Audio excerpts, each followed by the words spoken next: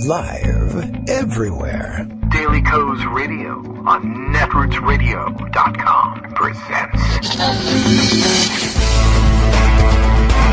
David Walton. Kagro in the Morning Show.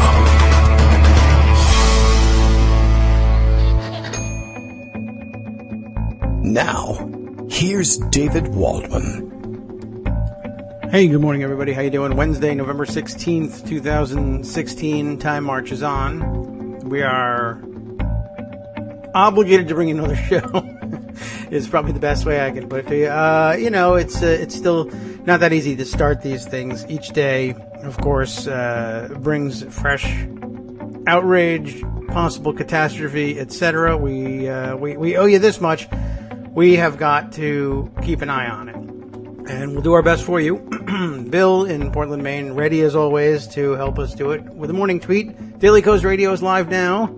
It's true. Give Kagro X, that's me, David Waldman, 5 minutes, and he'll give you the world. Asterisk, by the way, post-apocalypse. Does that mean I can only deliver it? Is that the only world that's still available to me to deliver to you? Or is it I can, post-apocalypse, I can do it in 5 minutes instead of 22?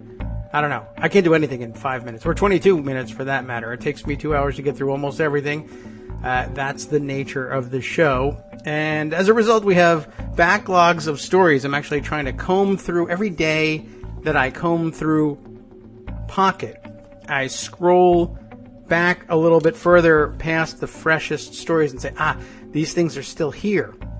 I have to get to these stories. I don't know when we're going to be able to just spit all of these things out. I also have a large backlog of contributions from listeners across the country. And, probably midweek next week will be a great time to take advantage of some of those. There's still too much trying to squeeze around the margins of the corners and cracks in the door at this point. So lots to catch up on in terms of news stories that I have put aside because I thought they would be great to share with you. But of course, next week is the Thanksgiving holiday week. Let's see. For us around here, that means the Kagro in the Morning World Headquarters fills up with family and children by Wednesday or so. But I'm pretty sure we can put together a Wednesday show. If not, that may be a great day to share some of the listener contributions and weave them together into a show. And, of course, we'll have to check in with Joan McCarter, who we expect to hear from today, it being Wednesday, about what her holiday schedule is like and whether or not next Wednesday is a possibility, and we should keep it on the calendar. All right, so let's see what's happening this morning. Internally, let's see, lots of our Twitterati are arguing amongst themselves about whether or not they are arguing amongst themselves properly and openly. I'm watching an interesting discussion go on about this, but more of the same. Basically, the same argument inside of the liberal wing of our political spectrum over what is and isn't to blame for our political situation, and who is and isn't taking the correct items into account. Big story in my world yesterday, just because it's the sort of thing that grabbed me and moved me to, well, if it moves me to Twitter, that's usually a pretty good indication that it's important to me. Like the president. I could be president the way he's being president. That particular story has to do with the, staffing in the transition. Names are starting to be floated for top positions. Of course, we haven't seen them nailed down just yet, and the names that are being floated out there for various positions are still perhaps just trial balloons at that. But the one that struck me yesterday, in the middle of all of the insistence that we all need to be paying more attention to the white working class voter, whatever that means, and why white in particular, I don't know, but they keep saying that anyway. So it must be true that we have to concentrate on them. And I don't think, well, no one knows what the hell that's supposed to mean, really. I mean, honestly, I think, though, the view that you're supposed to get of who's a white working class voter is the very anti-Clinton voting and very pro-Trump voting, let's say West Virginia, Southern Virginia, Kentucky coal miner, which, by the way, there are many coal miners of color. There actually are, and the coal mining unions were, I think, there's notorious battles back and forth about the entry of people of color into those unions, but they actually were pretty strident in the end in reminding people of union solidarity, not taking race into account, the coal miners in particular. But anyway, what struck me was that after visiting coal country and, of course, making the ridiculous promise that he was going to bring back all the coal jobs, which the market just is not going to support. The coal mining industry, as we've known it anyway, is just past its prime by far. But here's a kick in the teeth for you, and I mean, I think we can say that it's nearly a literal kick in the teeth. After telling everybody we've got to pay more attention to the white working class, after Trump insisting he was going to fix things for the coal miners and he just promised that mostly, really, I think, because they were the most virulent anti-Clinton voters he could find. But how's this for paying attention to the economic anxieties, etc., of the white working class after promising them the world? The name being floated for the new Secretary of Labor is, I don't know whether you'll recognize the name itself or not, but I'll tell you what's important about it.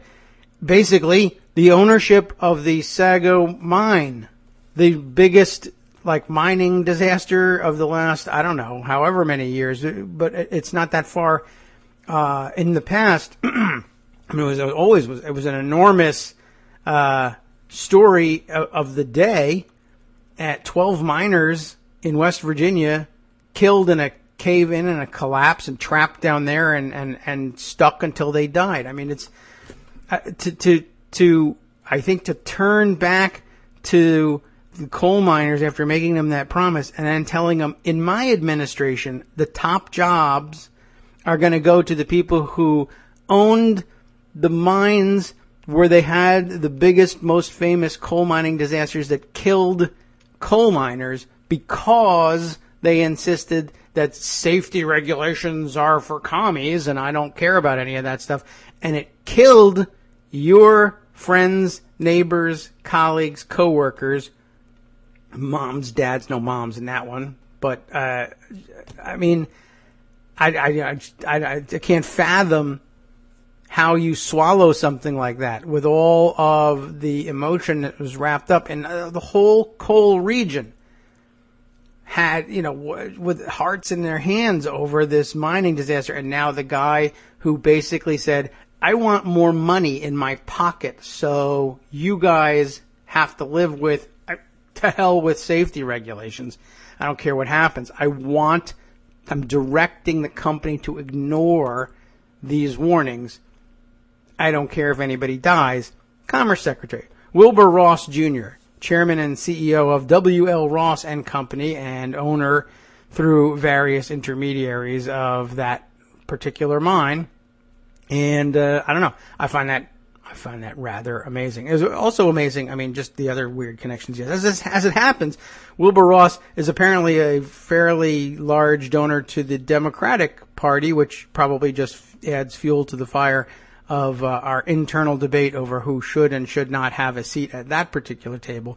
But by the way, also previously married to Death Panel's inventor Betsy McCaughey. So the guy's not who you want to have around. But I found that rather amazing. And I guess a lot of people in coal country did too, although I don't know how much of an impact it had among actual Trump voters. I think they may still be rather impenetrable when it comes to news like this at this point. But it's out there. Just thought I'd share it with you, and it's one of a million things that I think are, they're flooding the zone with outrages, and that's, I guess, part of the plan at this point, is to just have way too much horrible stuff happening so that you can't stop and focus attention on any one particular part of it. Anyway, that's just part of what's going on this morning. Donald Trump himself, of course, allowing more stories to get under his skin, and it's becoming increasingly obvious that he lies awake at night obsessing over how to what sort of payback tweets he'll issue come 5 a.m. or so. Today, of course, like every day, angry about the New York Times reporting about him and taking swipes at them once again. So, again, this is one of about 50,000 fresh outrages or renewed outrages. We'll do our best to get a sampling from the fire hose today. Why don't we start with another roundup of them with Greg Dworkin. Good morning, Greg.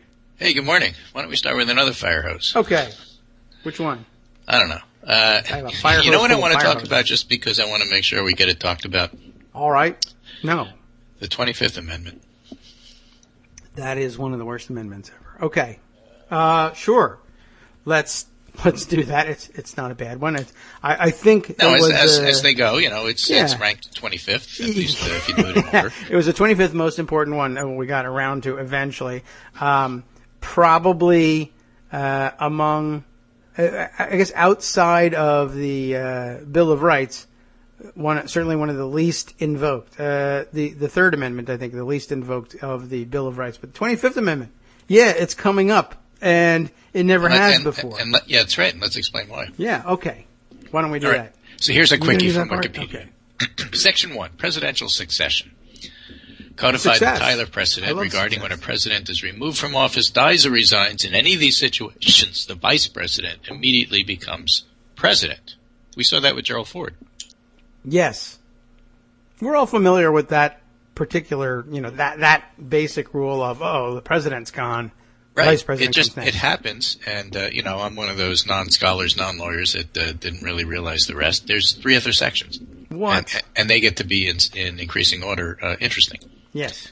Section 2, vice presidential vacancy. Prior to the 25th Amendment, a vice presidential vacancy remained until the start of the next presidential term. That was interesting. So if the vice president dies rather than the president, too bad. Mm-hmm. No, we didn't really need that guy. That office ain't worth a bucket of spit anyway. Right. The vice presidency has been vacant several times due to death, resignation, or succession to the presidency. Often these vacancies lasted for several years. In my lifetime, I think, Spiro Agnew, maybe? Mm-hmm. Yeah. Under Section 2, whenever there's a vacancy in the office, the president nominates a successor who becomes vice president if confirmed by a majority of both houses of the Congress. Yeah. So while we still live in a nation of law and a nation of rules for however long under the Trump administration, it's worth, 15 minutes. just reminding ourselves of that. Yes. Yeah. True. Okay, so Section 3. This is starting to get a little bit more obscure, and then Section 4, and the last one is the most interesting. Section Before we 3, get to Section Presidential Declaration.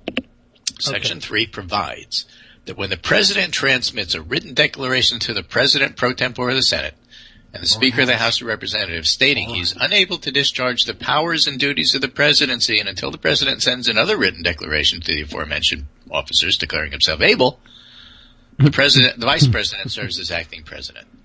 So Can if you Donald tweet Trump that? says, this is really boring, I can't do this, it's too hard, then Pence becomes President. Is it okay to simply, at Orrin Hatch, at Paul Ryan, can't do it today, or for the foreseeable future, we'll get back to you later? It says written, but I mean... Well, the social media account is written. Yeah, print it out. I don't know. That's a good question. So, yeah, there should be no @ signs in your And what if it's declaration. printed and Do not it written? old Does school. it still count? Yeah, that's true too, right? Print me a letter, I'll sign it. That would count as written in most. If you books. sign it, what if you don't sign it? Right? what if it's just that's printed? true too.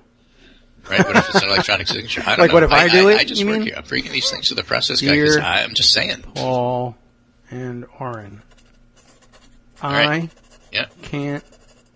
Please excuse Donald from. Please give early dismissal That's to all right. Donald Trump because his family says that he has a cold. Has heel spurs. And write that with a quill pen and send it over to McConnell and Right. Ryan and see what happens. Get some parchment and make it look authentic. Signed, Okay. Fred. So, in theory, if Trump Okay. gets tired of all of this, that would be the mechanism by which he leaves. Yeah. And then, Well, the one most of them. interesting, Section 4, Vice Presidential Cabinet Declaration. Yeah. Section 4, says Wikipedia, is the only part of the amendment that has never been invoked. Yes. It's I also guess very Nixon long. invoked Section 3 in resigning. Yeah, that's true. And I think there have been temporary transfers, presidents in surgery, Sure. Yeah, etc. if you have medical work and you're Yeah, or you're getting a compos mentis colonoscopy. because you're having anesthesia or. Yeah, I mean, literally, as I recall, colonoscopy will do it. Yeah. Section 4 is the only part of the amendment that's never been invoked, and it allows the vice president, together with a majority of either the principal officers of the executive departments, that is to say the cabinet, Yeah, like the or planning guy. of such other body as Congress may by law provide, whatever that means. So if Trump has his own congressionally approved star chamber, maybe that would count. To declare the president disabled by submitting a written declaration to the president pro tempore, the Senate Speaker of the House. As with Section 3, the vice president would become acting president. That means if the vice president and cabinet write together, if they do like a group tweet to Ryan and McConnell, which is then printed and then signed with quill and ink, that says that, no, this guy is actually totally incapable. It's meant to be invoked should the president's incapacitation prevent him from discharging his duties, Yes. but is unable or unwilling to provide the written declaration called for by Section 3. Right. Well, if you're That is to say, incapacitated- everybody knows you should resign, so Section 3, you resign. And Section 4 is, everybody knows you should resign, and you refuse. Yes. So Section 4 can be invoked, and you resign anyway. Yeah. Well, you're resigned. You've been resigned. Yeah. Should the Vice President and Cabinet believe the President is still disabled, they may, within 4 days of the President's declaration, submit another declaration that the President is incapacitated, if not already in session. Congress must assemble within 48 hours, and Congress has 21 days to decide the issue. Yes. If within the 21 days, 2/3 of each House of Congress vote that the President is incapacitated, Vice President would continue to be acting President. So you need 2/3 vote by each House of Congress in order to actually make this happen. Of course, the assumption is that you would get that if it ever got to the point where this whole process started in the first place. That was the assumption. That it would be obvious that if an incapacitated president would be a matter of fact and everyone would be able to determine it quite naturally. Right? He's And in a then coma. at the end, it gets even more I do. confusing. However, the President may again submit a written declaration of recovery to the President pro tempore, Speaker of the House, yada, yada, yada. That declaration could be responded to by the acting President and the Cabinet in the same way as stated earlier. The specified 21-day congressional procedure would start again. Yes. So I'm just picturing this entire infinite loop of, Right. You're crazy. No, I got better. You turned me into a newt. No, I got better. No, you're crazy. I got better. I am newt. No, he's newt. And then every 21 days you have to vote on this again. Yeah. I mean, what's the closure piece where they say, no, you're done. You can't keep doing this. there isn't one, but it's interesting that they anticipated exactly that battle going on, or the vice president. Imagine the scene, right? No, it's the vice president is the one who's crazy. He engineered this thing as a coup. I'm fine. Signed, Donald. At real Donald Trump. And essentially it comes down to Congress. Once again, you guys decide. Which that they probably didn't anticipate crazy Congress, but it's harder to get 435 nuts into one room. But we did it. Go America. Somehow. So anyway, I just thought that was of Yeah. interest. I see David Frum tweeting around. We're going to get to know a lot about the 25th Amendment, especially Section 4. Yep. Really? Maybe. Just like emoluments. Possibly. We'll learn a lot about a lot of things. And get into some real obscurities. As Donald Trump's craziness, which, in the colloquial sense, which is, I guess, still a term that people would wish that we would stop using, I'm sure. I have no other arsenal at this point to describe the things that he's doing. But, yeah, there's a lot of things that we'll be reminded of, and a lot of rules and procedural esoterica And as he gets weirder and weirder and more is at stake, there'll be people willing to go further and further out on the limbs of 25th Amendment, other, just strange procedural escape valves in the House and Senate. It could be really crazy out there. Right. Well, continuing on the bad news streak, and then some interesting news. I don't know if it's good news, but this is Elliot Cohen. That guy. You remember Elliot Cohen? Sort of. I remember him complaining yesterday. That was, and then me he wrote saying, he's Elliot op-ed. Cohen. That now I know. Yeah. Yeah. He served as counselor of the State Department from 2007 to 2009. Yeah, I don't really remember and he wrote a book called The Big Stick, The Limits of Soft Power and the Necessity of Military Force. He's not exactly a dove when it comes to foreign policy. And the title of his piece is, I told conservatives to work for Trump. One talk with his team changed my mind. Yeah. He's a national security never-Trumper. He nonetheless made the decision, you got to try to work with him. That advice I have concluded was wrong. He says, my about-face began with a discreet request to me from a friend in Trump world to provide names, unsullied by having the 2 anti-Trump foreign policy letters signed, of those who might be willing to serve. My friend and I agreed to disagree a while back. Now he wanted assistance. I willingly complied. And after exchange about a senior figure who would not submit a resume but would listen if contacted, an email exchange ensued that I found astonishing. My friend was seething with anger directed at those of us who had opposed Donald Trump, even those who stood ready to help steer good people to an administration that understandably wanted nothing to do with the likes of me, somebody who had been out front and opposing Trump since the beginning. The friend was somebody I liked and admired and still do. It was a momentary eruption in temper. We have since patched up our relationship. I surmised that he had been furious for some time. He's in the midst of a transition team that was never well prepared to begin with and now is torn by acrimony, resignations, and palace coups. And basically that's referring to the fact that Chris Christie had set up a lot of the transition, hired a bunch of lobbyists, and then Trump fired him and fired everybody associated with him. Yeah, which they deny that now being the reason, but that's okay. Well, he's complaining about the New York Times writing about it, but the Wall Street Journal is also writing about it. Yes, that's okay. Right? And then there are the pent-up resentments against the liberal intellectual and media establishment that scorned his ilk for years, although I don't know that Elliot Cohen counts as a liberal intellectual, but there you go. I sympathize, but the episode has caused me to change my mind about recommending conservatives serve in the administration. This was a tipping point. The tenor of the Trump team, from everything I see, read, and hear, is such that for a garden variety Republican policy specialist, service in the early phase of the administration would carry a high risk of compromising one's integrity and reputation. Yes. And more than usual, he says. The president-elect is surrounding himself with mediocrities whose chief qualification seems to be unquestioning loyalty. He gets credit for becoming a statesman when he says something any newly elected president might say, like, I very much look forward to dealing with the president in the future, and then reverts to tweeting against demonstrators in the New York Times. By all accounts, his ignorance and that of his entourage about the executive branch is fathomless. It's not even clear he accepts he should live in the White House rather than his guilt-smeared penthouse in New York. So, that's great double entendre. Guilt-smeared. All yeah, right. It's G-O-I-L-T. No, it's not. It's G-I-L-T. Yeah. I hope that I am wrong. I hope the administration will settle down. I can cheer it when it's right and offer temperate criticisms when it's wrong. The auspices here are disturbing. So what should the policy community do for now? Do what you can in other venues. Your country still needs you, just not yet. Not until the 25th Amendment is invoked, Section 4. Yeah. You could have added that because, that's why I wanted to start off with. That's the underlying threat, I guess, in all this. It's really amazing, to say the very least. What really. I don't know. I don't know what else to say. But yeah, the fighting about who should even be allowed to be considered by transition people.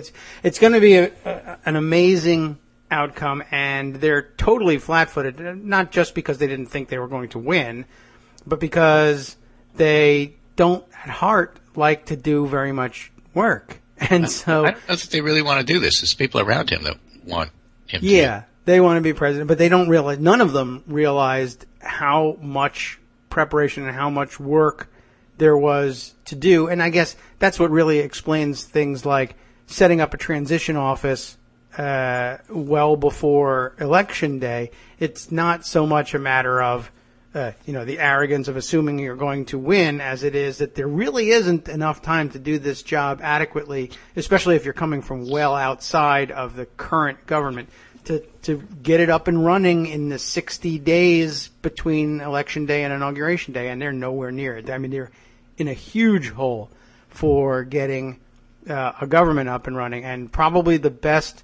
Here's another thing to study. In addition to studying the esoteric rules governing what can happen around the fringes, a historical model. The historical model you should be studying is the Coalition Provisional Authority. When we had to suddenly establish a government for Iraq out of nowhere. That all turned out pretty well. And you couldn't use anybody who had ever been in the government of Iraq before because you were debathifying it. So now you're debathifying the Republican Party, and the only people available to you are the various kinds of Shia clerics, essentially. That you're going to turn to them to staff because you can't put any Ba'ath Party members in there. You can't take any establishment people, and so instead the ranks will be filled, and the ranks the empty seats, the ranks of the empty seats, if that's a thing, will swell as people head to the doors in the civil service and say, I don't want anything to do with this administration, even as a civil servant. And that'll just create an even bigger problem. Likely, the model will end up being the same. The Heritage Foundation will deliver binders full of eager young James O'Keefe acolytes to the White House, and they'll fill the federal agencies with these people who have no clue what they're doing, and who view the opportunity as a chance to loot and be gone with the proceeds, abscond with whatever money they can grab before anybody finds out what their name is. Right. So just for completeness sake, I'm giving you the New York Times article, Firings and Discord Put Trump Transition Team in a State of Disarray. Whether it's read or not, at least that'll go into our summary that gets posted later. Thank you, Scott Anderson. Yes. And here is a piece from Brian Beutler. Obama is warning America about Trump's presidency. Are you listening? And he points out Obama kept returning to three basic themes: that Trump would be given every opportunity to succeed thanks to the tutelage Obama and his team will be providing. Tutelage? It's a good word. Right? I like to say it that way. Yeah, okay. That the work of a presidency is ceaseless and much of it highly detail-oriented, and that Trump's grasp of what he's been elected to do is at best remedial. Yes. Obama may be subtly trying to communicate to the Trump transition team that they need to make massive strides quickly or they will be, in Obama's words, swamped. But his expectation that Trump and the entourage will get their act together is clearly very low. Yeah. If you're a normal American, you're not especially pleased about all of this. New poll from the Washington Post this morning, how people feel about Trump's victory. Only 29% figure that he gets a mandate. That's not very many. And overall, not just Clinton voters, but overall, United States overall, 81% say disappointed, 50% say shocked, 61. Are these percentage? These aren't percentages. These are words. In there? Number represent counts of most common responses, not percentages. Oh, okay. So it's like 81 said disappointed, 61% happy. The single most common used word was disappointed. I'm not angry. I'm disappointed. Okay. Right. Shocked 50, scared 35, good 44, disgusted 25. Gobsmacked. That wasn't on here. Flabbergasted. Or orange crap gobbin. With the real word, that's not here either. But it's just the 29% figure is sharply lower than 50% who say the same for Obama and 41% for George W. Bush. So Bush claimed a mandate with 41. Trump will claim a mandate with 29. He doesn't have one. And that leads to the next piece here. In the Washington Post, Democrats moved to more aggressive stance against Trump. I was happy to see the Connecticut delegation was on the floor of Congress yesterday denouncing Steve Bannon and demanding he be fired. And I think that needs to be continued. I don't think that you could just shrug your shoulders and say, okay, it's all normalized now, Bannon's okay. He's not. And if one can do any one thing prior to him taking power in January, it would be ramp up the pressure on Bannon. Bannon really needs not to be in the White House. If he stays, that is a signal that everybody should interpret in the way it's meant to be interpreted. You need to find a face-saving way for Trump to reverse himself. He's the kind of guy. A lot of politics. Well, it's a face-saving way. Whoever talked to him last. Whoever talked to him last has to tell him Right. that and has to go. It's Don't that you simple. remember that you said you were going to fire him? Don't make things complicated about Donald Trump. There's the answer. So Jared Kushner shows up and says, don't you remember yesterday you said to remind you that you wanted to change your mind about that? I'm only doing what you told. I don't want you to drop the ball here. Right. Here's the note. And, Ivanka needs to say this really needs to happen because otherwise the jewelry business is really going to suffer. Yes. That jewelry business, I don't know. In addition to the conflict of interest, I had somebody hint to me that it may be more of a hollow corporation than previously I'm shocked. imagined. Trump Corporation? It's operating out of somehow off of a Illinois-based cell phone that ended up getting disconnected as soon as they started getting inquiries about this bracelet. I don't know. Yeah, it's been incorporated in Macedonia. And that could be it. Now they really know how to make money. Right. Anyway, short segment for me today, and housekeeping note, I won't be here tomorrow. Oh. I'm redesigning my electronic medical record because we're switching companies. And this is like all-day Providers? stuff for several days, and then we'll get to do it next year. So I won't be here tomorrow, and I won't be here Friday. Okay, in training. Wow, okay. But I'll be back Monday. And All we'll right. do it again. And right now, this is great work. And speaking with my friend David Waldman Kagro in the morning. Keep up the resistance, Democrats. I think it's important. Of course, we have to talk about our own housekeeping in terms of where the party goes, and especially who the National Committee Chairman is going to be. Yeah. And by the way, by the time this is all said and done, Hillary Clinton will have gotten 2 million more votes more than Trump. Not that it matters. Yeah. Well, it's nice to point to.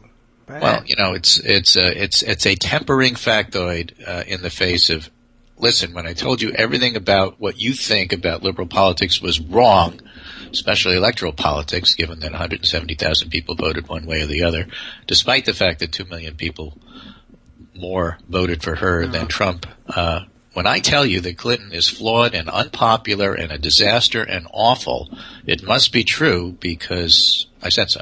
yeah. Because I thought these things beforehand, and now is my opportunity to just stick it to everybody who doesn't agree with me. Yeah. Well, there's a lot of that going on. Well, there is, but when you lose, you just have to take it. Yeah, but there's a lot of that going on the winning side too. Sure, and you know what? There's a lot of good points brought up, despite the I'm going to stick it to you. Once you get past that and actually start looking into why are we saying this, there's plenty of lessons to learn. I'm not saying that.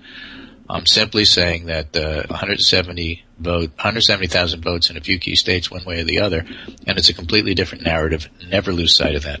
Yeah, Absolute truth. This is one of those classic histories written by the winners, and you just have to be aware of all of that. Okay, we will keep it in mind, certainly, as we watch this disarray.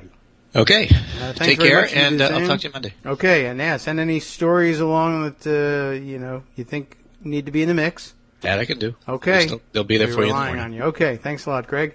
Alrighty, take care. Take care. Well, we'll check back in with you next week if there is a next week. That's all I can say. The morning's hot stories continue to be transition and disarray. I think we need to kind of update on that. Armando, by the way, has sent me some interesting information, the nitty-gritty statutory details on the word of the day that he brought to us yesterday, emoluments. Do keep it in mind, along with the 25th Amendment and all the esoteric I can think of. All right, what can we cram into today's show to leave you the most informed listener possible? All right, on to the disarray. Whew. Every outlet under the sun has got this story now and some version of it, and we'll cull from a number of them to give you a pretty good idea of where the collective thoughts on this are leading us, at least among the press. And the press increasingly irritated with the Trump team. Just sort of a small footnote to all this, but a big deal for the press, and so therefore a big deal for America. Ready? Last night, I believe, was the second time in a row, I think, that the Trump transition team, Hope Hicks, spokesperson, how does she do it, has, here's what you do, both for the campaigns and for the current administration and for the transition, they all sort of have this, there's internal lingo between the press office and the leadership and the press folks Basically, you let the press pool that's covering the man, as it happens in this case, they let you know basically when you're done for the day. The press pool follows Trump around for all the things that he, does. So whatever story might develop from things he does in public. There's a private time to the schedule too, but basically at the end of the day, apparently the terminology is lid. They put a lid on the day. That's it, everybody.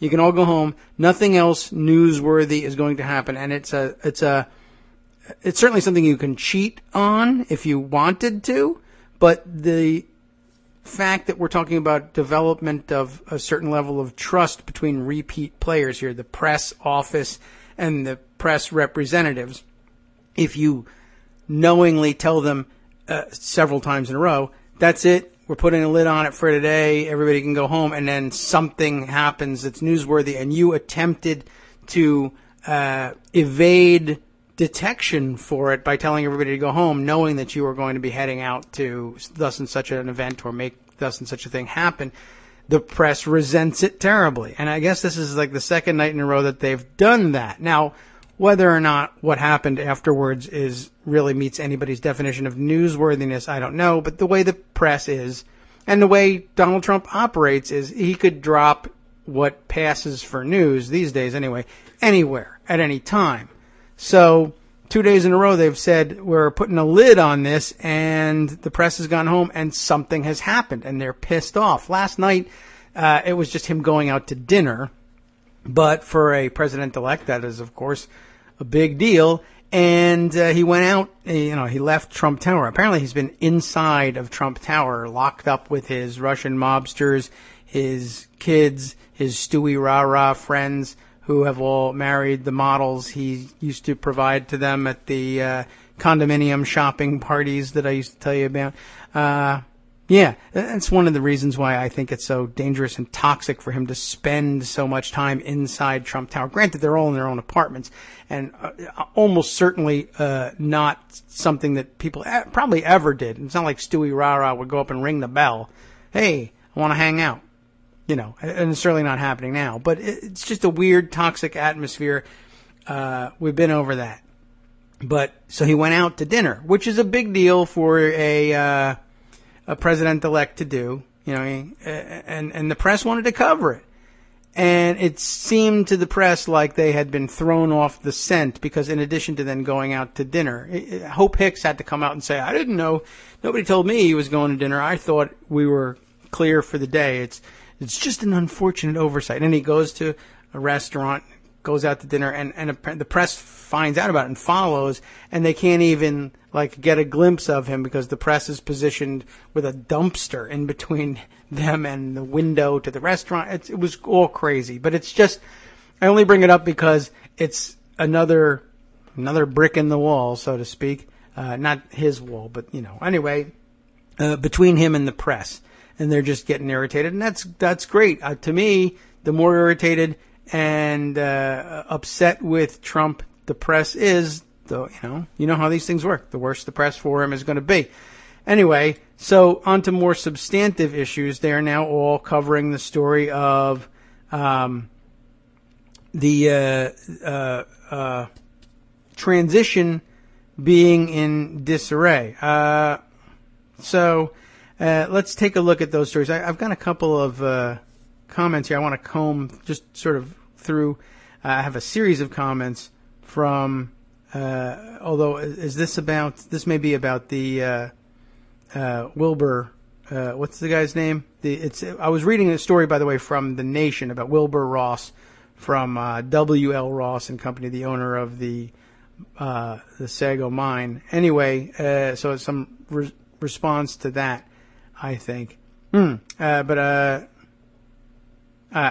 think we'll probably have to deal with that one later on. Let's get on to the stories of disarray, and there are many of them. All the major papers have got them. I have one open here just that I came across the desk from CBS, and different angles on it from TPM, etc. So let's take a quick look. Some of the earliest and I think some of the best and more comprehensive roundups of it came out of the Huffington Post. Sam Stein and Ryan Riley both contributing on this piece. Donald Trump's transition team, or lack thereof, is causing real panic. We know that he was extraordinarily underprepared for his meeting with President Obama, and we heard all about that one, or a little bit about that one. Let's get a flavor for what this story has. The self-proclaimed government outsider, that's Trump, is having trouble finding people to run the government. What? No way. Now, I mean, that's one of the problems with draining the swamp, I guess. The people who live here in this swamp know how to run a government. You, of course, think that they don't know how to run a government because I have problems with things that the government did, and so therefore they're doing a terrible job. He's going to, remember, he thinks he knows more than generals about ISIS. So I'm sure to him, not having experts, that's fine. Interesting, though, that he's now going to probably end up taking the approach of, maybe we should think about the used car dealer from Dubuque. Anyway, but instead he's going to end up with Frank Gaffney's of the world, another angle on this story. But let's get to the Huffington Post's take on it. Donald Trump's transition team is nearing a state of stasis, causing that's an interesting word choice, causing concern among both Democrats and Republicans, and that's the whole world, isn't it? Really? Interesting. So when are we going to pay some attention to the independents and no party preference people in this world? Anyway, Democrats and Republicans in Washington, that his White House will be woefully ill-prepared once he is inaugurated. It will be. Even if he fills those jobs, it will be. The primary cause, according to multiple sources, is the revamped leadership structure at Trump's transition offices. The demotion of New Jersey Governor Chris Christie from the top post and his replacement with Vice President-elect Mike Pence, who should be very, very busy in his own right, but apparently is not. And another story on this. There's angles on everything. Pence, for whatever reason, according to reports, and I'll have to find the citation for that for you and for Scott, if it's not in here, has for some reason, he's doing a lot of dumb things. One, he hasn't resigned as governor of Indiana yet. Two, he's apparently, in one of the greater ironies post-election, going to court to sue to prevent his emails as governor from becoming public. He's got an emails problem. Mm-hmm. It's not exactly the same one, but, every time you say emails, people vomit now. Anyway, and thirdly, apparently there is a, how can we put, there's a ream of paperwork. There's always a ream of paperwork that goes with anything. Transitioning into the presidency and vice presidency, no different there. Lots of things you just basically have to sign to get things moving.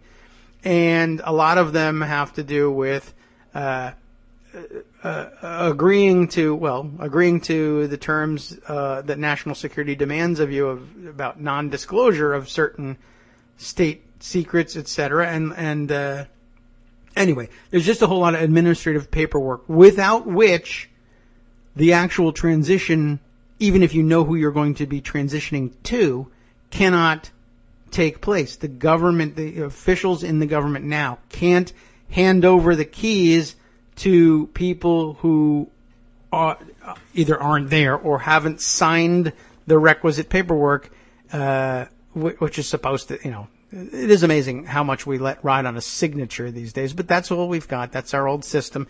And, you sign here if you agree not to just call Russia and give them all our secrets. And he's not signing it. And nobody knows why. It's like Dick Cheney II. He doesn't believe that he needs to have... It would be very interesting to see how much he borrows from Dick Cheney in that sense, or whether this is just some kind of individually... something he invented himself, or whether he's like, I don't have to sign paper, I'm a fourth branch, whatever it was, fourth branch of government, and I exist independent of the executive and the legislative because I have parts of... who knows? But the point is, you got to sign these papers, and everybody signs them. That's as a matter of course. And then you can start the transition. So a lot of this delay is coming from Pence, and he's the head of the transition team. What do you do with that? Back to the Huffington Post. On Tuesday morning, for example, the Obama administration alerted the press that it had not yet received a memorandum of understanding, here we are, signed by Pence, which would legally allow the old and new administrations to begin discussions on how to hand off critical government functions. I should have just read the damn article, right? That document still hadn't arrived by 4:30 p.m., and only later in the evening did a White House official confirm it had finally been received. The official noted that the language signed by Pence was identical to a memo signed by Christie, making the holdup all the more peculiar. Basically, it's just Pence's own individual objection to it. Christie had no objection, but it doesn't matter anymore. He can't hand this stuff to Christie because he's not in charge there. The disarray has left agencies virtually frozen, unable to communicate with the people tasked with replacing them and their staff. Maybe he was just not signing it because he knew it would be embarrassing to have vacancies in all these spots. There's another story floating out there, if it's not touched in this article, I'll have to bring it up, that provides some evidence for that argument. So maybe he was intentionally holding up the transition lest the current occupants of these offices discover that they have no one at all in mind, let alone in place, to take the keys. Anyway, Trump transition officials were, here we are, this is it, great. Trump transition team officials were a no-show at the Pentagon, the Washington Examiner reported. Same goes for the Department of Energy, which, among other things, they note is responsible for keeping the nation's nuclear weapons safe. Don't forget that. It's not just about, remember to turn your lights off, everybody. So they're tasked with keeping the nation's nuclear weapons safe, where officials in the Department of Energy had expected members of the Trump transition team to come to meet with them on Monday. There are people sitting in conference rooms with papers stacked neatly in front of them and their hands folded, twiddling their thumbs, waiting for Trump people to show up and take the keys, and there's nobody there to do it. So they're wasting their time as well. Plus, just they're not going to be able to get this thing started. And I'm not done. Ditto for the Department of Transportation. Over at the Justice Department, officials are still waiting to hear from the Trump team as well. I don't know why they stretched this out into a weird paragraph this way, but basically that's the Department of Defense, the Department of Energy, the Department of Transportation, and the Department of Justice. No word on the other departments. Are we saying that people showed up for agriculture, or they just didn't schedule those meetings yet? But 4 cabinet positions and more. I mean, more than just Department of Defense. It's the entire armed forces goes along with it. And nobody is coming. There's nobody there. They have some names about who they maybe want to name, but they haven't gotten around to doing it yet. Instead, Trump is tweeting to everybody, I have the names of the finalists. I'm the only one. This is a good reminder that of how many times during the campaign he said, don't take any of my aides' word for anything. I'm the final authority on all this stuff. And he's treating it like the reality show. Here comes we're going to have the 5 contestants for Defense Secretary. And after these announcements, after these words from Ivanka Trump Fine Jewelry, we'll let you know who the winner is. He's going to give them all roses. I'll give you a rose and a pen. The department began planning for this transition well before the election, and we are fully prepared to assist the incoming transition team, Justice Department spokesman Wynn Hornbuckle said in a statement. Now, that's a name that you might want to drain from the swamp. Is that real? W-Y-N. Wynn Hornbuckle. And it's not even Wynn Hornbuckle the Fourth, or as far as I know from this article. It probably is, though. It's crazy. You need to talk to Garance about that. Okay, as the president has said, we are committed to a smooth and successful transition, including the seamless continuation of the department's essential law enforcement and national security functions, which are performed each and every day by its career staff. They just won't know who they're performing it for or whether they should continue. That's going to be fun. The transition dysfunction extends beyond failure to promptly execute a memorandum of understanding. According to several sources close to the Trump transition team and inside the Obama administration, the president-elect and his staff have had difficulty finding able-minded Republicans willing to take on critical posts. Ouch. One Democratic source, who like others would only discuss sensitive talks on condition of anonymity, said transition officials had been informally asking Obama political appointees to recommend Republicans to take over their jobs.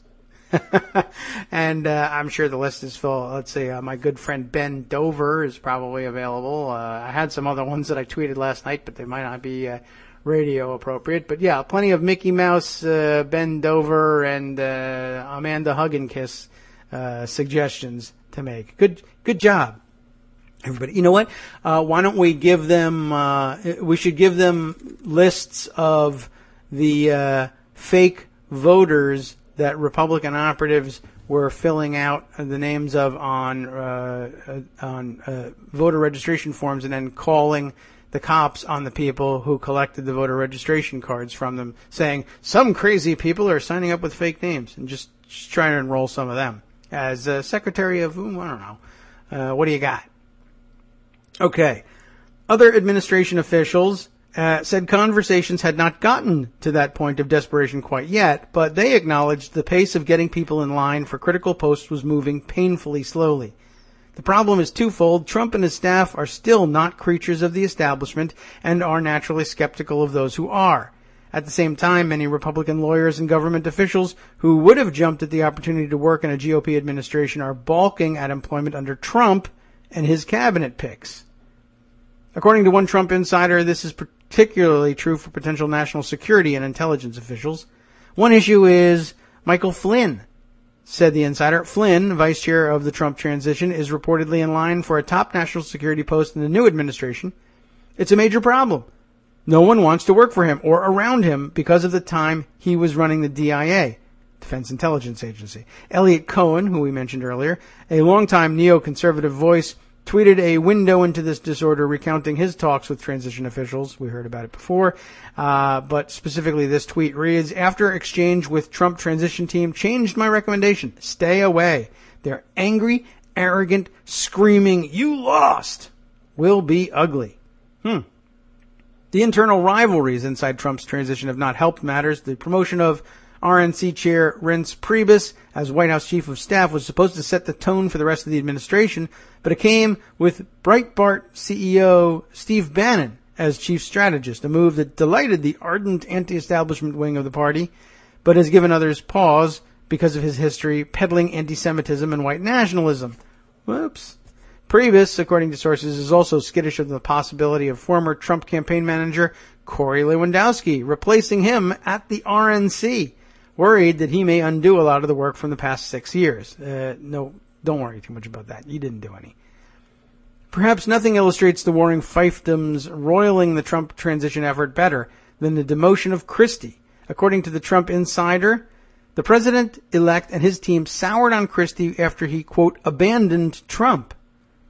What?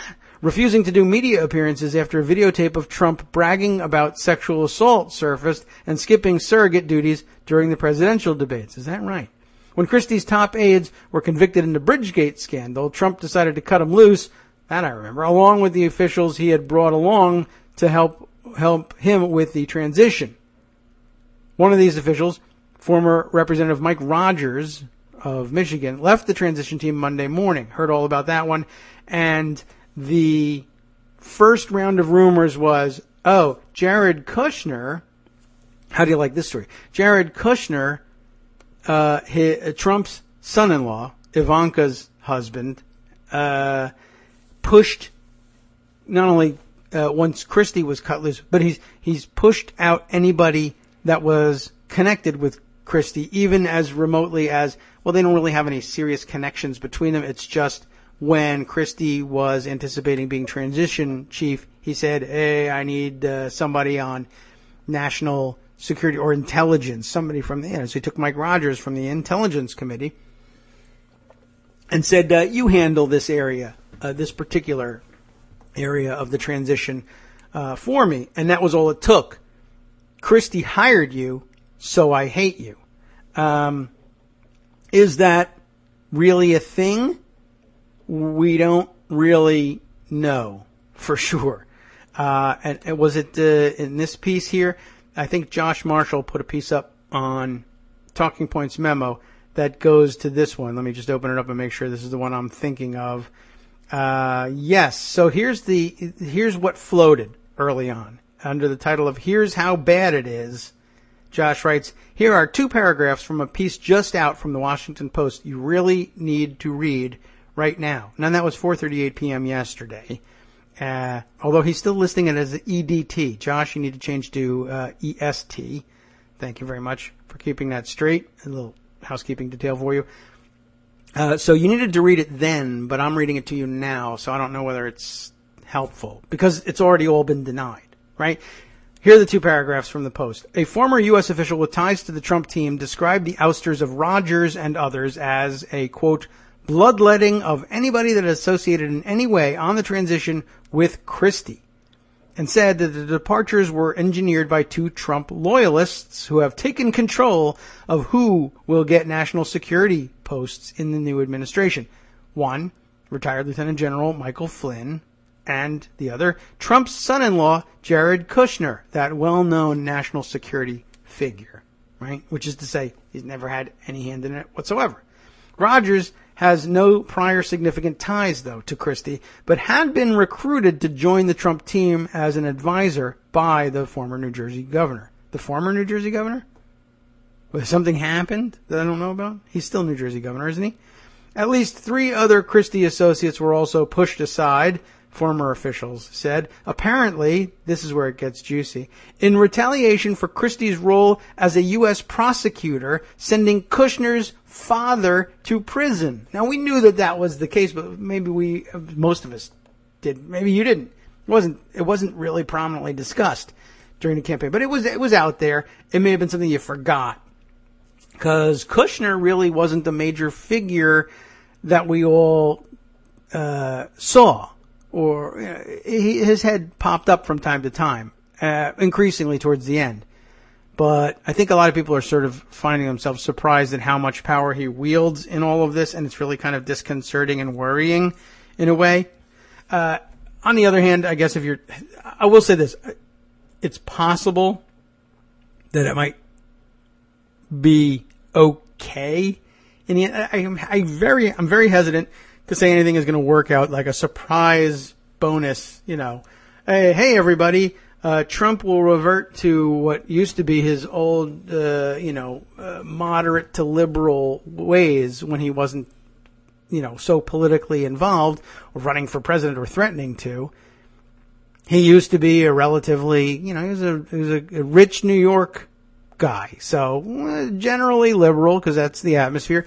With the, weird streaks of conservatism, to be sure, because of his richness. But that's par for the course in many ways in Manhattan. But much of the same is said of Jared Kushner. He just doesn't have the record for us to really look back on. He's still a young guy. But he, too, is ostensibly was a Democrat by orientation before this, and I don't know whether he's re-registered as Republican or not. So I guess if you're indulging various fantasies, one you might fantasize about in the background is Trump ends up secretly controlled by a Democrat. Maybe. I don't know. I'm not betting anything on it, that's for sure. But if you thought that there was a good reason, perhaps, for a bloodletting for anybody associated with Chris Christie because Bridgegate, no such luck. I mean, that sort of played into things, and maybe that's a great public reason, but how about that private reason? He convicted Kushner's father. Here's the rest of the article. It is provided in a link by Josh, and then Josh continues to opine on it. Let's review. Michael Flynn was fired by the Obama administration. He co-wrote a book with Michael Ledeen. As a 3-star general who ran the Defense Intelligence Agency, he is by definition highly experienced in national security matters. But he is not someone you want running the country's national security policy, to put it mildly. Kushner, for his part, inherited his family real estate business. Where have we heard that before? Married Ivanka Trump. Where have we heard somebody say they wanted to do that before? Whoa. And bought a storied New York newspaper, the New York Observer. I don't know what the stories are about it, but okay. He has zero knowledge or experience with anything to do with national security or foreign policy. But, the thing people say about him most when you look around is he's kind of an opportunist. And, well, I can't blame him. What an opportunity. You want to run the country? secretly without actually standing for office? Yes, I would. Thank you. I would too, I guess. Then note this shakeup appears to be driven by his grudge against Chris Christie, who prosecuted Kushner's father when Christie was U.S. Attorney in New Jersey in 2004 and 2005. Kushner's father, Charles Kushner, was a New York area real estate mogul who got into a lurid fight with his brother-in-law that built on campaign finance violations, witness tampering, and prostitutes somehow. Here's an excerpt from a report about it in the New York Times, also linked internally, and you can take a look at those links later on. The intra-family acrimony was such that Mr. Kushner, Charles, retaliated against his brother-in-law, who was cooperating with federal authorities, by hiring a prostitute to seduce him. Like a bad movie. And then he arranged to have a secretly recorded videotape of the encounter sent to his sister, the man's wife. Wow. The case against Kushner involved campaign finance violations, witness tampering, and tax evasion, I guess, originally. And that's how the prostitution got into it. Kushner was sentenced to 2 years in prison, was released a year later. Probably any son, Josh says, might hold a grudge against Christie. But this grudge seems to be driving the country's national security policy. That is not good, as Donald Trump would likely say it. So, I don't know if I have anything handy, but by late afternoon, early evening, that was being denied vehemently by the usual suspects. Basically, Donald Trump, I'm reminded, has said in the past, I like to deny things. Just as he's and overnight it was denials about, I'm not. There's no this story about me seeking top secret security clearance for my kids is nonsense. I deny it. And it came out, his denial came out, actually I think after there were printed confirmations anonymously from inside of the organization, but basically saying, well, it's true that he was asking, or that there was a request made about it, but it came from a low-level staffer who was overzealous. I find difficult to believe, too. A low-level, overzealous staffer simply blurted out, hey, can we get security clearances for the Ivanka and Don Jr. and Eric? And Jared Kushner, who's a high-ranking official, all of whom are high-ranking officials, I guess, technically speaking, in the transition. So I'll just handle their affairs for them of my own volition. That sounds very unlikely, don't you think? Anyway, it is pretty nutty. Definitely out there. So let's see. I have also the Hills story, I think, is also about Elliot Cohen and his warnings to people to stay away. I have another Huffington Post piece about what's happening inside the Department of Justice that I think is also an important piece of the puzzle that maybe we can shoehorn in here somehow. And I'm just going to kind of scan. There's a billion other things, lots of profiles, more profiles of Steve Bannon, at least one profile of Kushner, which is out, which I don't know if we're going to get to the profiles, but I'll share them with you in the days to come because you got to know a little bit more about Kushner. Big story that I have to at least put on the record here. I don't know that I have time to read it and parse it. The big story of the day that I saw about Steve Bannon came from the Daily Beast, and I would be remiss if I didn't go here. Was Steve Bannon, Donald Trump's attack dog, paid illegally? This was fascinating. This is a piece by Betsy Woodruff in the Daily Beast.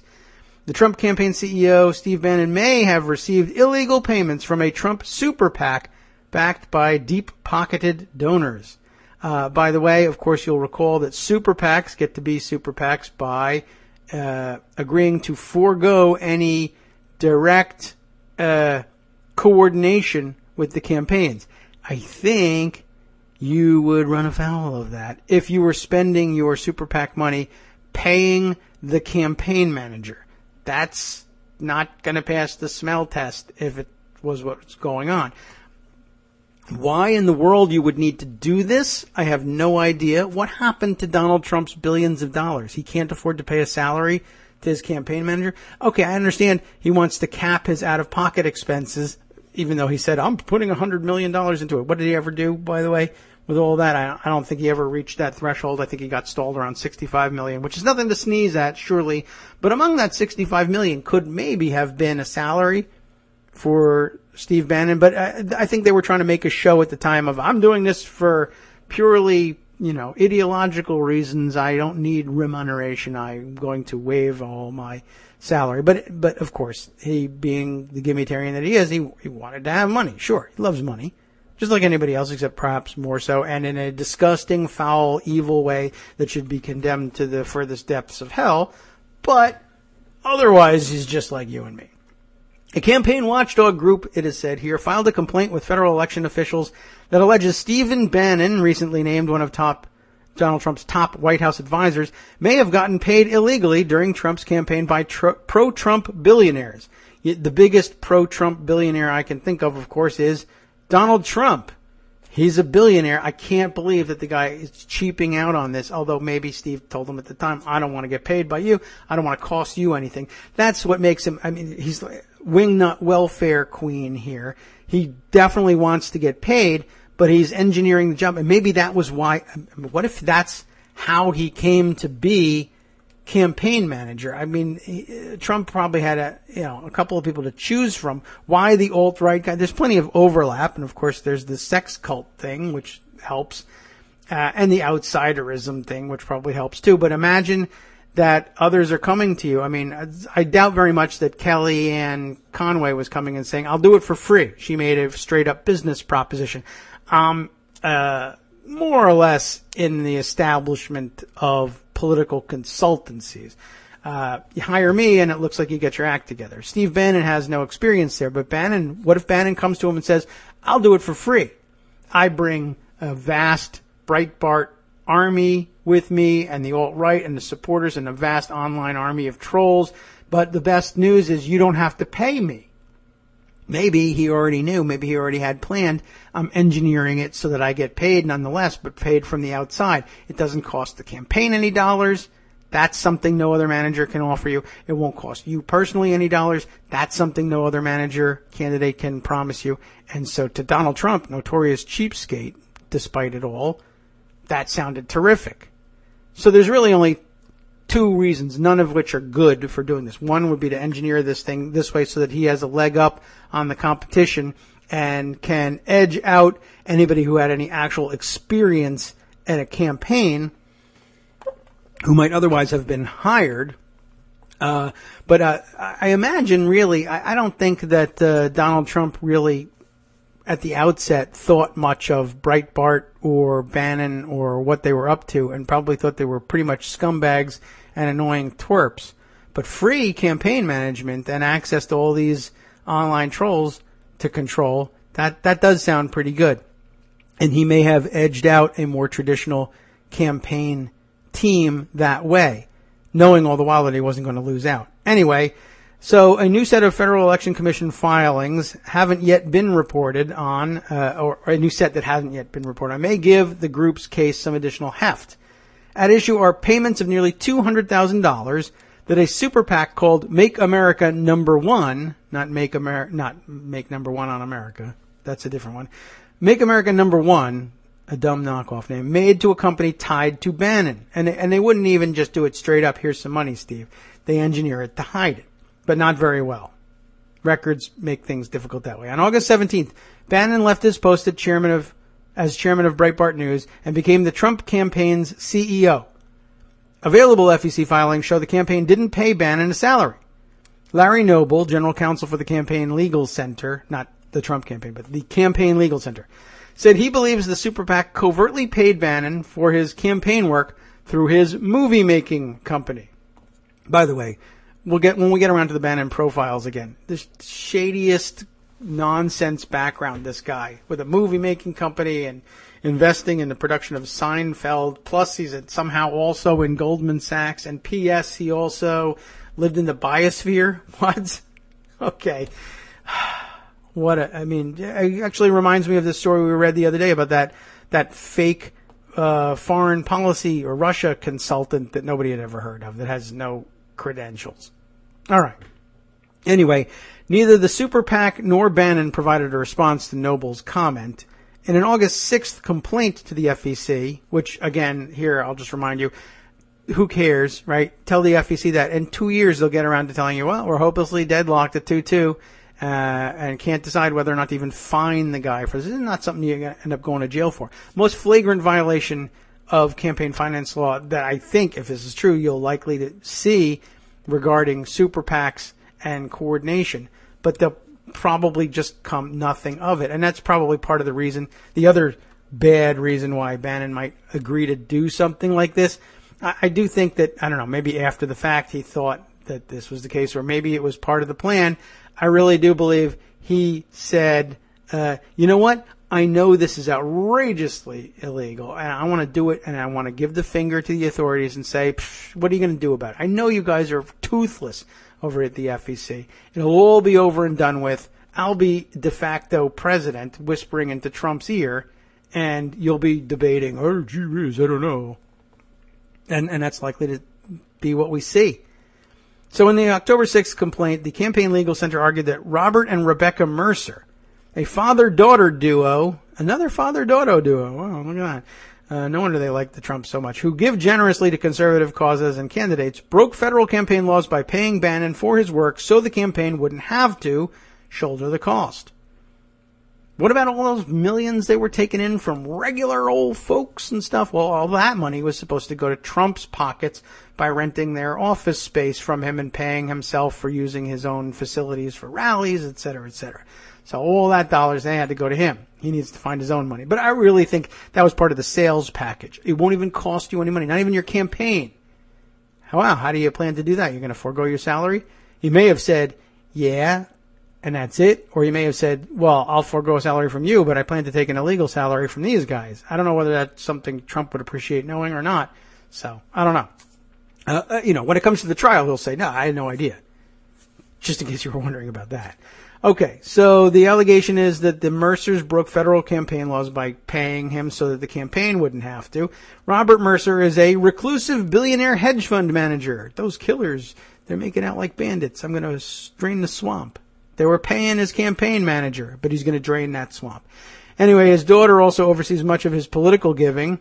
She's also on Trump's transition team. Boing. How do you like that? The Campaign Legal Center says the new FEC filings undergird their case against the Mercers. Those filings cover the final weeks before Election Day up until November 5th. And they show that a super PAC largely funded by the Mercers, Make America Number One, paid Bannon's movie making company, Glittering Steel. Wow, that's some name. Paid him $187,500 during that window of time. The super PAC cut Glittering Steel 5 checks from October 1st to November 5th. Do people not know that checks are records? Never mind. They paid him in a couple of installments. Does it really matter? A $40,000 one, a $50,000 one, a $37,000 one. So it happens over and over. Obviously, it's a pattern. That's the point. There's scant public information available about Glittering Steel, even though it's a movie-making company. You all know what movies are, right? You ever heard of Glittering Steel? Me neither.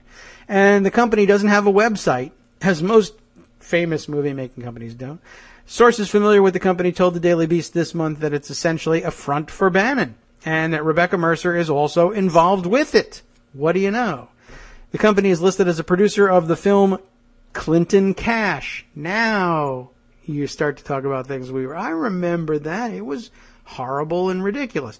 Based on a book of the same name that ripped into Hillary Clinton and her family's foundation for alleged influence peddling. Heard anything about that?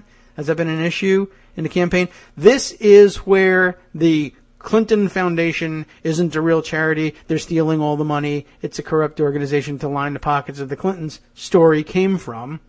And it was most ridiculously introduced into the mainstream media by Bannon and with the backing of Rebecca Mercer, who we now find out was paying Bannon's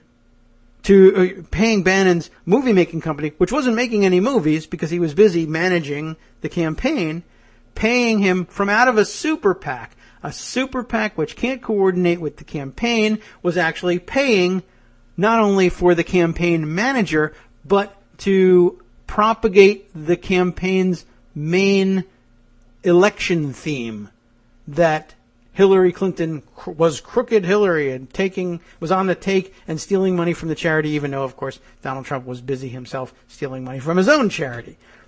That's what we're looking at, and to disappoint you even further, what's going to happen? The deadlocked, I think now 4-person FEC will dither for a while before coming to the inevitable conclusion that they can come to no conclusion because they're deadlocked 2-2 and they can't do anything without a majority. And gee whiz, it seems like a clear violation, but good luck to you, and good thing he's got nothing more to do with the Trump administration. So there you go. Vast right-wing conspiracy pretty much laid bare. What are we talking about? I don't know. The last couple days has been about other stuff. This seems like it should maybe be a big story, but maybe it's being discounted correctly by the political press. They know what the outcome is going to be at the FEC. We really can't prove it. Maybe it was for buying copies of the Clinton Cash movie to give out at CPAC next time. Come up with a backstory. You can do anything. Okay, I just needed to get that on the record for you. It's time now to visit with Joan McCarter, thank you, Joan, I'm sorry to keep you waiting. No, it gave me a chance to Google Glittering Steel. That's a great name. Oh, man. Which was co-production, producer of a documentary featuring the Duck Dynasty patriarch. The who now? Torchbearer. I don't know. Okay, it was Citizens United and Glittering Steel, and what's his name? Duck Dynasty patriarch guy. I see. Yes. Thing about freedom and stuff.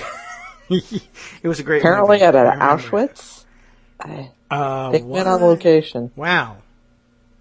Well, I'll have to read a little bit more about it. I was just sort of struck by the goofy name. Glittering Steel. It is indeed a goofy name, but apparently they put their name on something that was actually produced, so. Yeah, well, in addition to this Clinton Cash thing, which that was actually produced, it was just garbage. Yeah. But, this seems like a rather significant deal. It's about as flagrant a violation of the non-coordination laws as I can think of. I bought you a campaign manager and paid him, and he set campaign strategy for you. And P.S., the campaign strategy that he set for you is the elevation and distribution of the movie I invested in, Clinton Cash. And that was the central theme of the campaign. You can't beat this rap in a real world. But of course, in addition to the fact that the FEC is entirely paralyzed, and you can backfill an answer and say, they were just buying stickers from my company. They wanted Glittering Steel stickers. I didn't make any, but I'm gonna. And at the same time, there's this small problem of, okay, well, the FEC won't act. The Department of Justice should then. Oh, you mean my Department of Justice? I think it won't.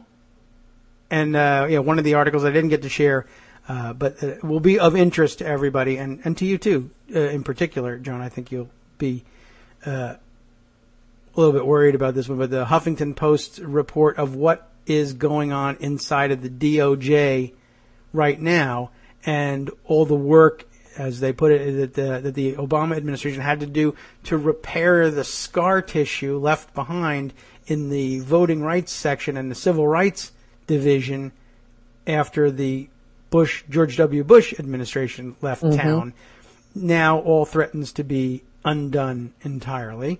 And I know that interests you a great deal. But it could be a discussion for another day. Certainly, if there are other things we want to hit on. We could devote weeks to Chris Kobach, or Kobach, or however he pronounces it. That we might as well just start saying it that way, Kobach. The potential attorney general in the Trump administration. Who's pretty much the most evil person on the earth. He surpasses John Husted in Ohio as a vote suppressor.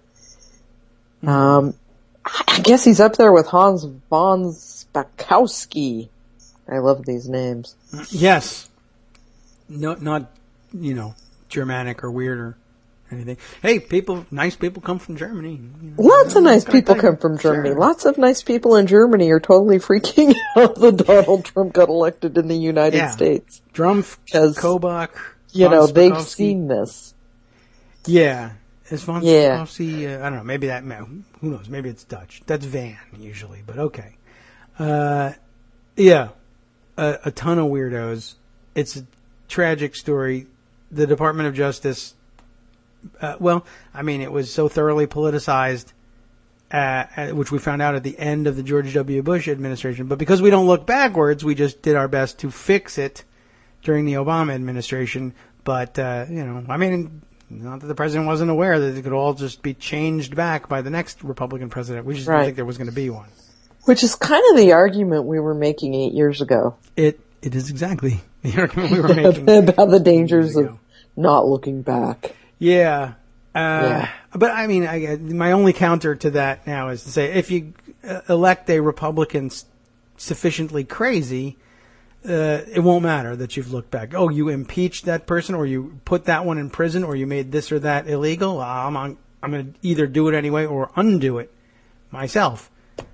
So, I guess if there's no rules, I guess in that case, no point in looking back. But still, it might have set the tone differently for the 2016 election if the past 8 years had been about your time will come. You pull these stunts, you will pay.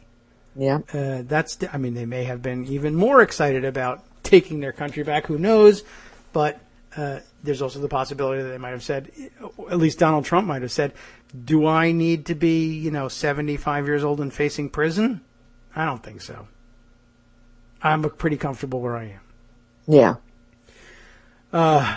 Meanwhile, Congress actually is doing its thing. They've been through transitions before, and they know that you have to meet and start voting and picking people for your leadership, and they've begun doing it. And, I guess part of the big story for the old drain the swamp folks is, well, they reelected the Republican leadership. Yeah. And top to bottom, pretty much. Yeah. Nominated again. Yes. The official vote is in January, but yeah. But a unanimous renomination of that beta cuck Paul Ryan that we're absolutely going to get rid of. Unanimously renominated, and of course, if they hold the majority, that's all there is to it. But not even one voice of consent from the Freedom Caucus or the Donald Trump fan club, Washington D.C. chapter. Nothing. Apparently not in the voting. Raul Labrador talked to the press beforehand and said, I don't know, rubber stamp. And, then obviously voted for him, so. And they all did it with Make America Great hats on. Yes, they did. So, the one big happy.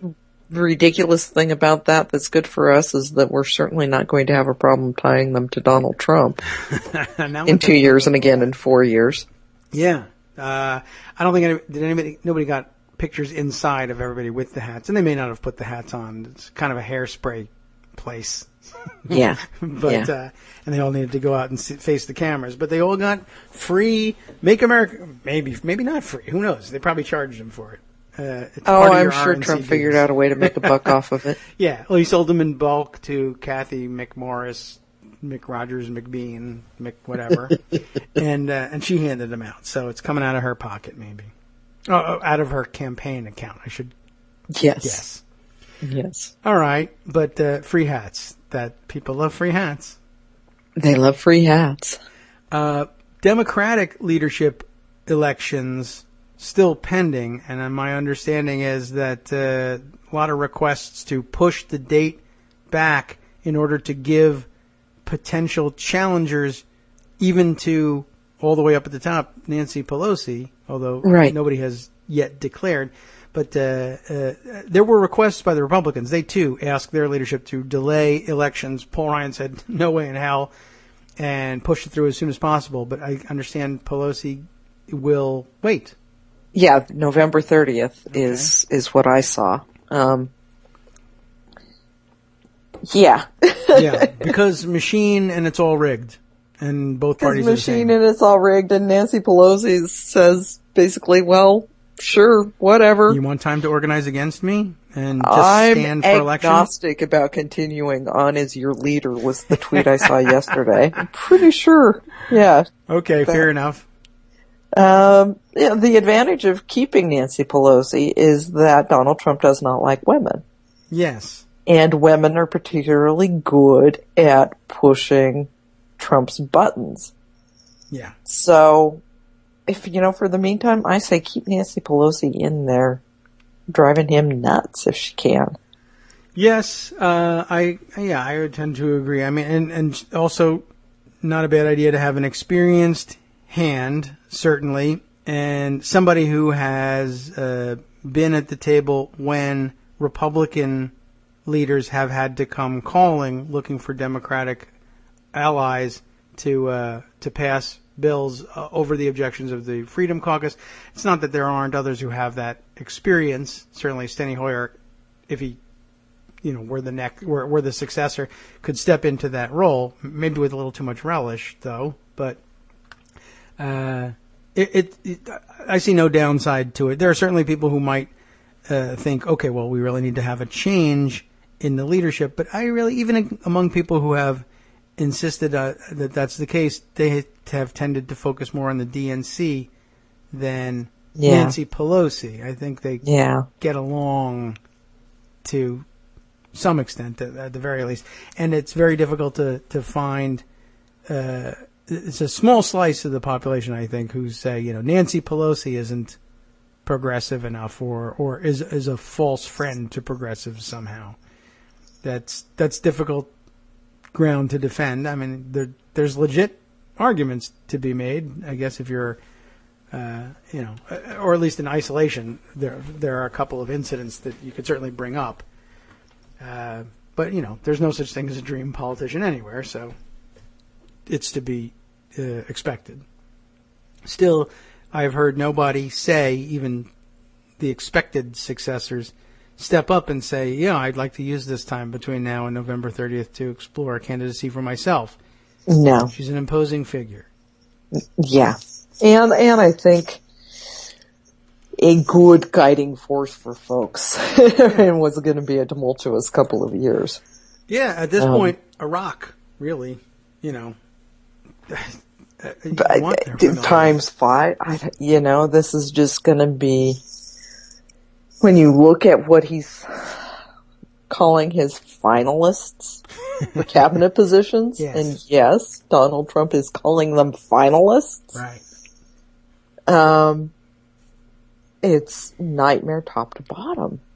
They should wear sashes with the names of the states that they're from. They should.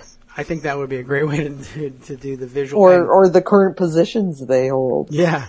And they can come out in Trump Tower, like up in the mezzanine, and come down the escalator one by one as he introduces them. And then he gives one of them a rose.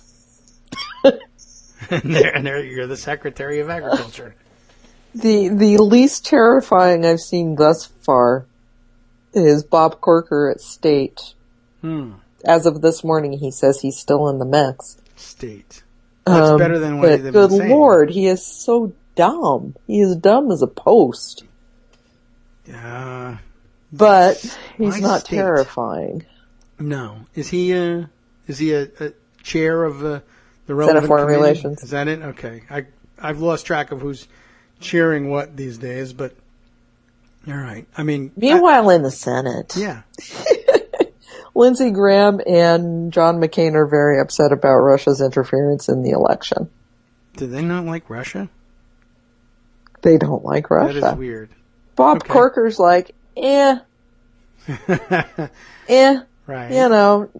Countries do this all the time. They interfere in people's elections all the time. And then he had a really weird thing about how the Russian attempts to rig the election backfired because Hillary Clinton got beat. What? Okay. Yeah. Tell me that again. Yeah.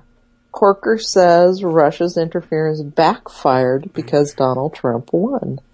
Russia was... Because Russia, by going was after gonna- the DNC, by going after Podesta, by going after the Clinton campaign, was trying to get her elected. By anti-Russia voters. I don't know. That is unusual. I have not seen anybody suggest that, except Bob Corker. Maybe he's a genius, or you were right, and he's dumb. I think he's rather dumb. All right, I'm going to go with you. But, he'll be useful to the Trump administration if he's going to be spouting stuff like that. Sure. Well, putting dumb senators in these jobs is a thing. The Russia thing's kind of interesting. Last night at a Wall Street Journal, or yesterday afternoon at a Wall Street Journal forum, an NSA official said, yeah, a nation state interfered in our election. Unnamed. Definitively. Oh. Didn't say Russia. Didn't say for whom. But the NSA says, yeah, this happened. It wasn't Burkina Faso. And it was not Burkina Faso. Didn't say that the Trump campaign was in a reciprocal relationship with this nation state that interfered in the election. So hard to know what the NSA is doing in putting this out there now. That is, yeah, that's, what do you do with that? Are they putting the Trump team on notice? You know what? We're watching. Yeah, I don't- Are they trying to put their thumb on the scale with the electors and say, That's a maybe you really want to good take way. a second look at this? I have no idea what that was about. Yeah, we're going to need something in writing and fast. I mean, it's an interesting thing to say that if there's no follow-up, nothing we can do, you're going to have to be more explicit. And I know the NSA, I guess, doesn't like, I was going to say, It was doesn't like just inserting a itself into the election. strange kind of thing. Yeah, I don't know what to do with it. It's serious that they would say such a thing, but then either And tell sort us of what you need us to volunteered do. it. Yeah. Because they were talking about cybersecurity and cybercrime. And then brought up WikiLeaks. And Michael Rogers, head of National Security Agency and Cyber Command, said there shouldn't be any doubts in anybody's minds in response to the WikiLeaks question. And they can tell. Podesta's Gmail being hacked. Huh. There shouldn't be doubt in anybody's mind. This was not something that was done casually. This was not something that was done by chance. This was not a target that was selected purely arbitrarily, Rogers said. This was a conscious effort by a nation state to attempt to achieve a specific effect. Okay.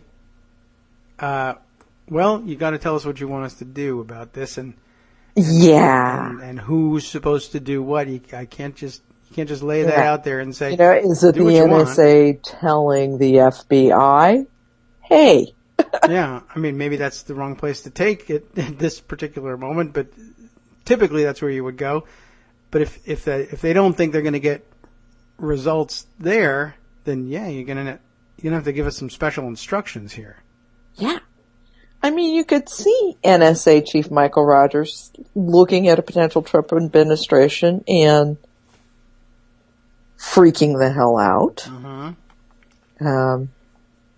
Which would be an encouraging thing to think about the NSA. And, puts them in a better light than I would have normally assumed. Yeah, not usually a fan, specifically speaking. I'm glad they do what they do to some extent, but... I think maybe they're not going to be excited at the thought of Donald Trump and his enemies list.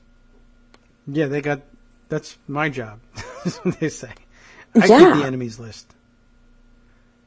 Yeah, that is...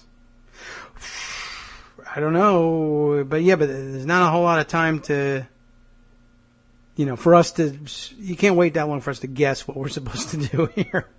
The time's short. You're going to have to tell me what you're thinking, NSA, and what do you want us to do? And who do you want to do it? Yeah. It would be helpful.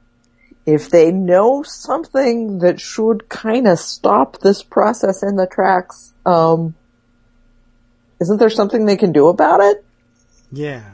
Is there some sort of slogan that should remind them what to do if they see something? I mean, I guess they did say something, but could you say something? They did say something. They just said something not very helpful. Right. If you see an abandoned alarming. Suitcase, see something, say something. Not just anything. You don't go in and say, fried chicken. Well, I said something. You're supposed to say what it is, man. So they've given us a hint, but I'm glad that their initial thought is I need to stay, within boundaries and sort of be restrained about it, as opposed to going to the press and yelling my conclusion. And it may very well be that they did say something and then they were called in and the president spoke with them and heard what they had to say and for whatever reason said, that'll be the end of your making those comments for the time being, whether those things are things I need to say instead of you and bring it to me, or we don't look back and we don't look forward either. We don't want to look at anywhere at all. We're out of here. So whatever, I don't know. I am not sure what the hell that's supposed to mean, but somebody's going to have to tell me something soon. It's Thanksgiving. Please. Wow. Well, that is a big story. We're going to have to figure out what the hell that's supposed to mean. It's a big story. It's kind of... Yeah. And that is odd. It's also odd that there's two Mike Rogers running around out there in national security. Well, one of them... Well, yes, there are two Mike Rogers running around national security, one of whom was just demoted from the Trump transition team yesterday. Right. Not that one. The other one. Not that one, the other one. On that. So, okay. Well, I hope they'll clear this up for us sooner rather than later, but I have my doubts, and I think Dave Weigel had an interesting tweet the other day basically saying that it was his belief that in 10 years it'll be looked back on as common knowledge. Of course, we all knew that a nation state played us all and changed history for the United States, and we all heard about it, and then we're so confused we decided to do nothing about it. LOL, YOLO, whatever. Because the normal mechanisms of state move forward. We have a transition to a new administration. Unless somebody doesn't sign the papers. Yeah. There's that. Which he finally did, I heard, but okay. Yeah, he did finally sign them, but what was that about? Good Lord. I don't know. I don't know whether that was something... Anyway, let's take this back on familiar ground. Yeah, okay. Filibuster reform. I know that. Yeah, okay. What's up? The one hope I've got with Graham and McCain grumbling and raising hell is that they wouldn't go along with an attempt by McConnell to nuke the filibuster and give Trump everything he wants. They would not go along, and that's not. They don't need that much if it's closely divided. What do we stand at? About 52-48 pending Louisiana. Yeah, Louisiana. And they might be able to convince a Jeff Flake and a Ben Sassy? I like to call him Sassy. I do too. I think that's not it, but I think I think it's Sass, but I like to say Sassy. Right. I agree with you there.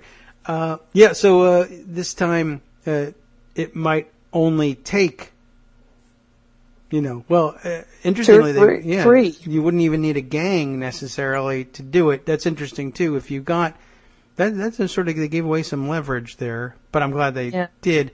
But to say that you would need 3, I guess, Republicans at a minimum, and then pending Louisiana, if they won the Louisiana thing, it would stay 52-48. If they lose Louisiana, it would be 51-49, roughly, with the independents counted. Roughly, yeah. And so if it were 52, you'd need 3 Republicans to promise not to, basically to disfavor the nuclear option. Although you never know with these guys, and in the right fight they might not show up.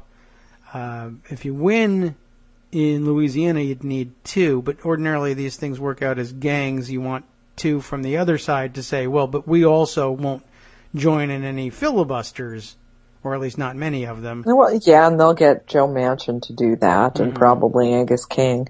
Yeah, maybe. Although maybe he'll change caucuses every day. Does he still stick with it? Possibly. Now that he knows what a caucus is. But Susan Collins. Yeah. Because if she really wants to be governor of Maine, what is Susan Collins going to do? Is she going to have to go nuts to be like Paul LePage? LePage? Not anymore, right? I'm informed that they have adopted ranked preference voting in Maine, and specifically, I think, to avoid having another election in which a wacko gets elected by a minority. Okay, good. So hopefully that problem is solved, although... then Susan Collins won't have to go nuts, and she would probably be in a gang. Yeah, maybe. Although who knows what? I don't know what the effect of that's going to be up there. Maybe that's the only way she thinks she can stand out. But after decades of the same middle of the roadism, I doubt she's going to change course. But yeah, so they might be able to preserve the filibuster on legislative issues. Of course, that may mean it remains in place with regard to the Supreme Court as well, but who knows? Who knows? But who knows? That is a hopeful thing. Even though I think the filibuster is probably something that doesn't belong in a normal legislative body, but we don't have that at the moment. We don't have a normal legislative body, and I would like very much still to see the filibuster go. Yeah, and if it does. Even now, I say, you're going to have to win the body's majority if you want to do things, guys. Right. So. And, it's quite possible that the filibuster goes and there still aren't enough people to push the Trump agenda through. That could be. That some of it is likely to be very dumb. Because one of it is apparently getting rid of Medicare as we know it. Throughout the campaign, Trump talked about, well, no, I'm not going to touch Medicare and Social Security. But miraculously, in the last week, his Medicare portion of the website, his campaign website, has been changed to reflect basically Paul Ryan language. Oh, yes, right. Yeah. Well, Trump voters. Yeah, I mean, are going to be in for a big shock soon. Yeah, one of a dozen areas in which there were almost immediate reversals or disavowals of campaign positions. But what can you do? I guess that's to be expected with Trump. I mean, he was just never serious about any of it. So, I don't know.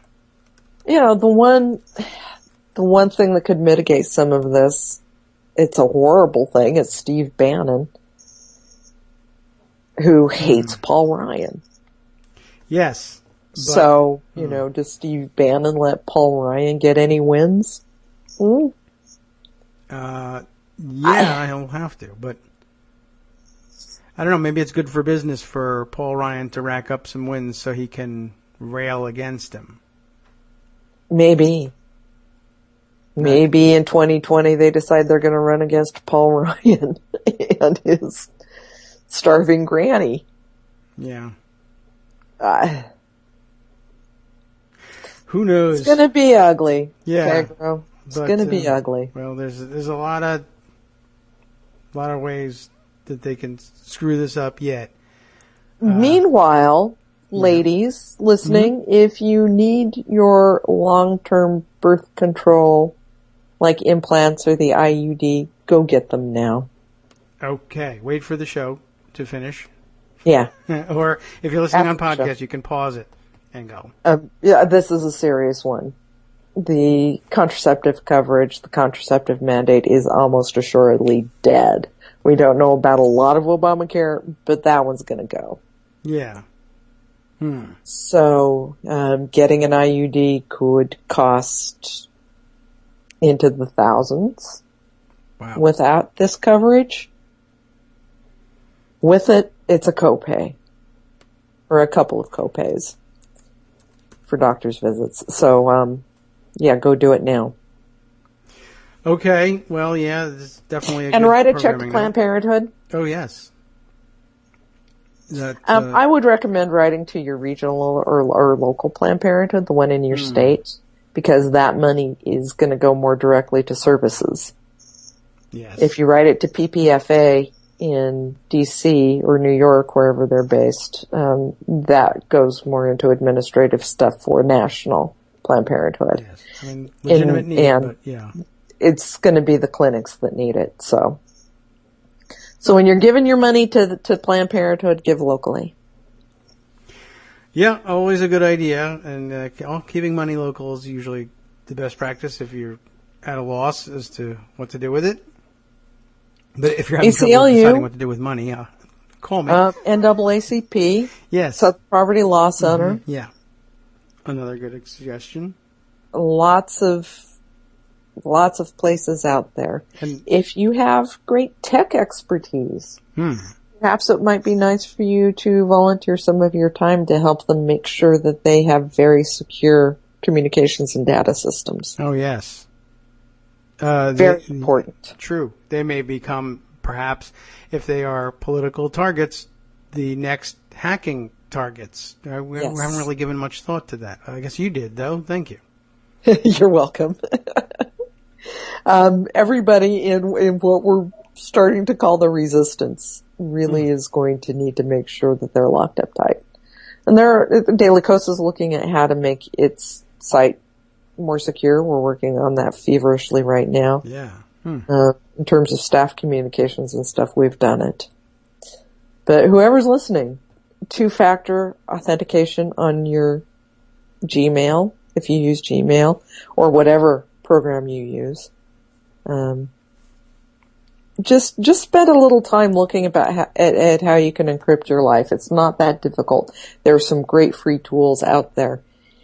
And I recommend everybody do it.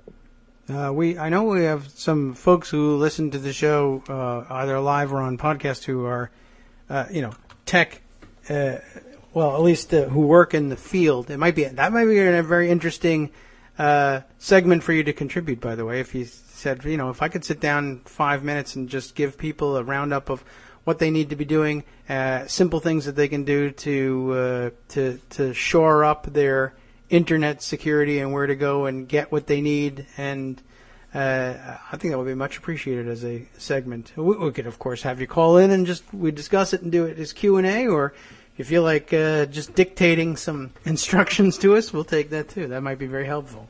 That would be fantastic. And if you want to get diaries on Daily Kos explaining how to do all of this, that would be fantastic too. Yes. So open call for that. Yeah, I have to give some additional thought to that. I'll have to ask some questions also about our own, what we need to do inside Daily Kos as well. I did see that everybody's moving to the 2-factor authentication. That's certainly, I see that. I'm pestered about that all the time. Do it. Yeah, I guess so. Now's the time. Wow. All right. Let's see. Anything else on the radar or the landscape that needs to be called to lots attention? on the There's landscape. too much. None of it very happy, unfortunately. No. Although, Thanksgiving. Yes, that'll be nice.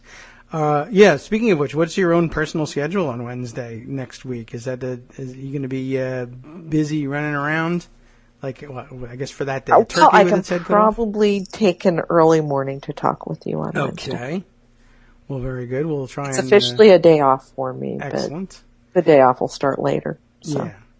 All right. Well, we'll stay in touch then about exactly how we're going to handle our Wednesday. We'll have a house full by that point, but I think I can get some quiet during the day. So okay, we'll proceed with those plans, and by then, the world could be a very different place in a week. I don't know. It's likely going to be a very different place. Yeah, I'm thankful that in the week that has passed since the election, I will say there's been. I don't think these things have ground to a halt, but it seems like a much lower volume of reports of incidents of harassment and violence. I'm seeing fairly regular. I mean, in my neighborhood, 2 blocks away, 2 cars were vandalized, windows broken, and Trump slogans spray painted on them. It's such an odd thing. Boise, Idaho. Yeah. White people. Against just who? Because this is the liberal neighborhood. Oh, okay. So. Well, I guess, but maybe it's just that it's been less prominently discussed in the media, which is not a good thing. If I think that's the case. I'm on Twitter and looking around. I'm seeing, and in reports to the Southern Poverty Law Center, I'm seeing pretty regular. Why is regular Trump flow so ineffective?